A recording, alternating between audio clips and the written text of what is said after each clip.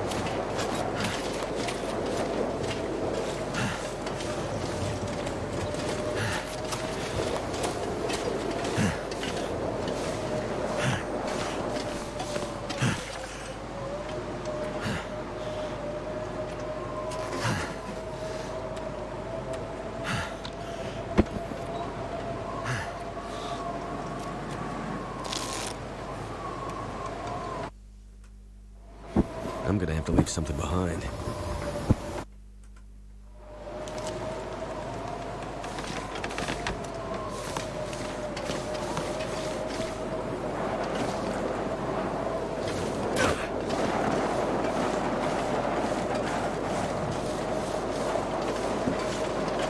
Too heavy.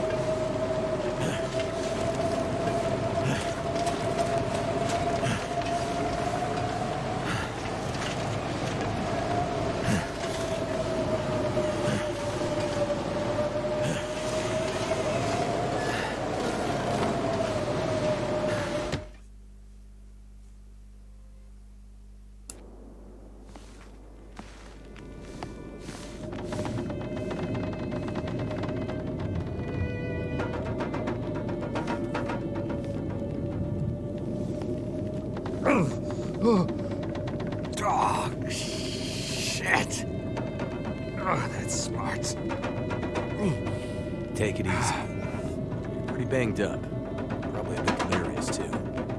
I just gave you a shot of some heavy antibiotics. Might feel funny for a while, but it'll help. And you're gonna need some time to recover. Time? We don't have time. We need to get a message out. It's important. Message? You mean to your friend? Asking for medical help? Never mind that. Help me up so I can look at the radio. Let's see if the parts you brought back are any good.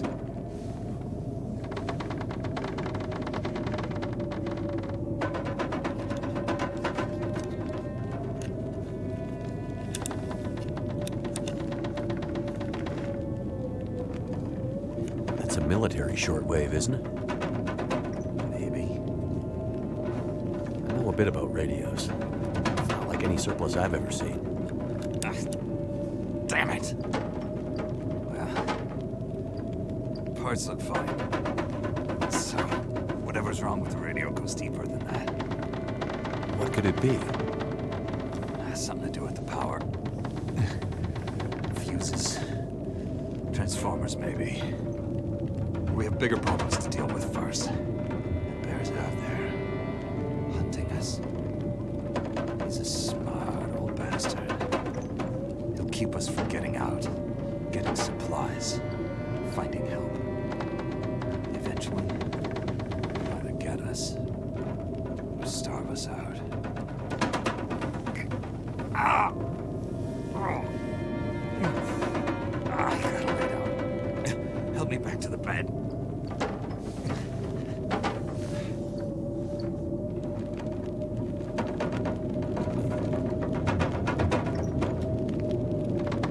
The dam was pretty busted up, like you said. The place was cracked open by the quake years ago and never recovered.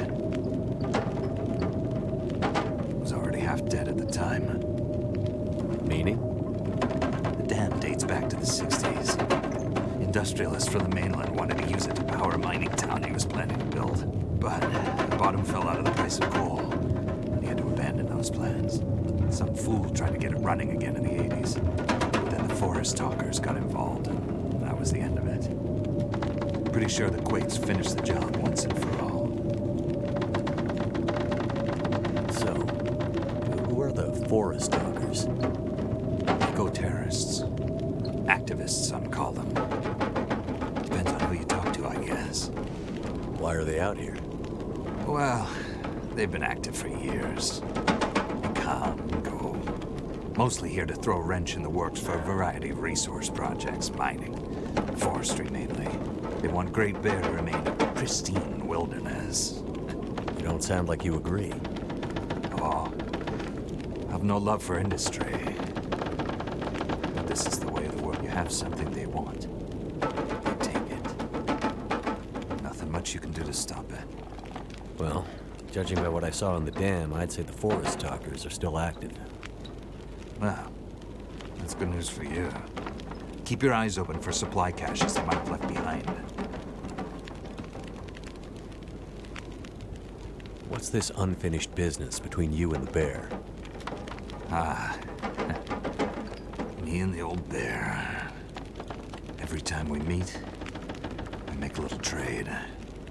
And what do you trade? Each other's blood, mostly. Sounds like a losing proposition. Oh, well, I'm sure it will be. For one of us.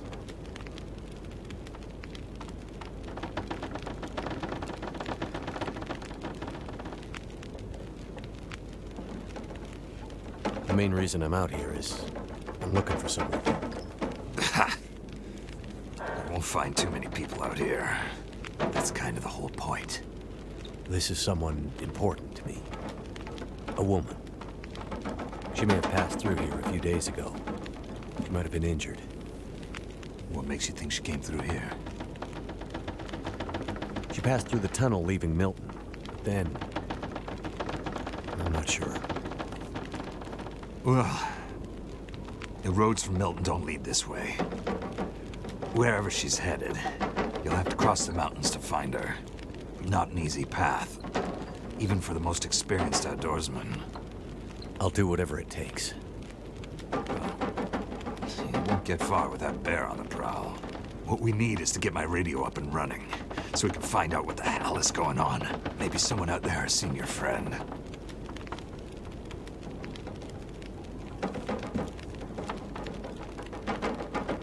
Can you tell me anything about where we are?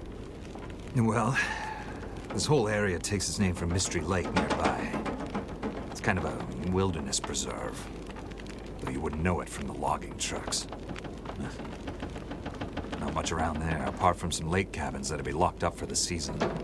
You've already seen the dam. Railroad passes through the area. Trains come through once in a while. Fewer every year. The whole area's mostly dead. Most of the year. You sound like you like it that way. I sure do. So, no other people living out here? You gotta understand. The collapse destroyed Great Bear. There's nothing here to stay for. You meet anyone out here? Chances are they're hiding from something. Or someone. And you? Why are you here? I have my reasons.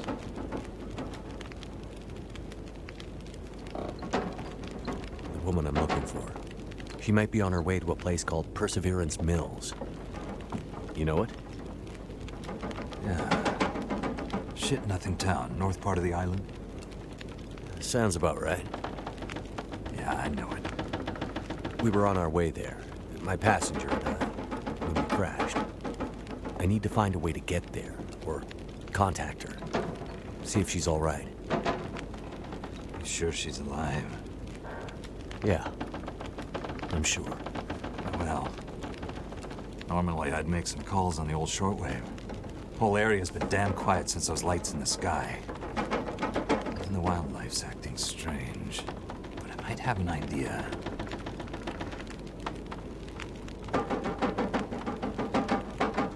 What do you mean the wildlife's acting strange?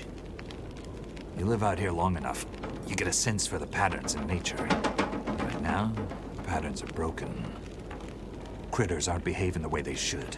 It's like they're spooked or something. No, not spooked, but changed somehow. Best way I can say it is, things don't feel right. You said you had an idea. What do you have in mind? Well, it's a long shot. But I may know how we can find out about your friend. I'm listening. This shortwave, I use it to keep an ear open for what's going on. So how do we get the radio working? There's no reason I can see why it shouldn't be working. Well, what about more parts? Or another radio? We might find another radio. But I think I have a better idea. Problem is, it's no use with the old bear out there. Your path to a working radio, and our survival, is through that bear. We have to find a way to deal with him first.